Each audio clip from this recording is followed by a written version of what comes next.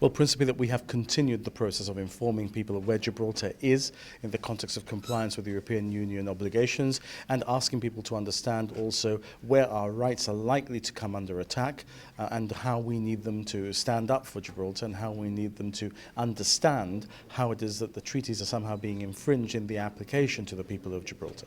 You mentioned the importance of this visit. You almost equated it with the visits that the government makes to the United Nations in New York. Can we expect to see these missions to Brussels on a regular basis now? You can expect to see them on a regular basis, even more often than they're happening now.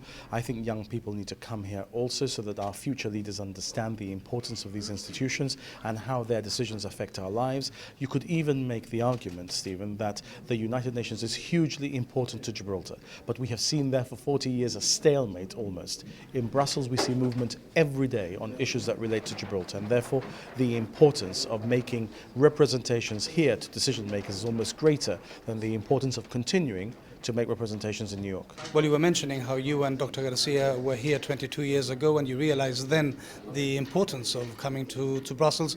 So I suppose in a way this is almost a fulfillment of a dream for you.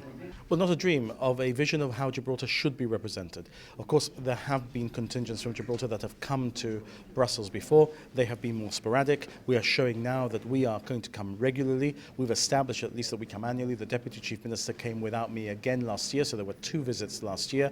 I'm hoping to be able to come back myself this year. I do not even discard the fact that there should be a quarterly visit to Brussels, and that our representation in Brussels should be expanded to also include more senior representation and change the place where we have our offices. I think that is hugely important. We need to understand that a lot of decisions that affect our daily lives, a lot of things that then end up in the Gibraltar Parliament for Gibraltar to make laws on under our obligations under the European treaties, start their lives here. So really this is the long game, if you like, in the sense that there isn't an immediate objective, something that you need to get from Brussels straight away. What you're really doing is making sure that Gibraltar stays on the EU's agenda. This is going to be something that is now constant whilst we remain members of the European Union. It's something that is hugely important going forward. The importance of what we're doing here today, in my view, is going to be dwarfed by the importance of continuing to come here in the future as the EU continues to expand the areas into which it is able to legislate through the European Parliament, etc., etc. So this is really continuing to nurture the seed that we've already planted of compliance with EU law, and to grow it into really influencing the future of the Union in our own small way.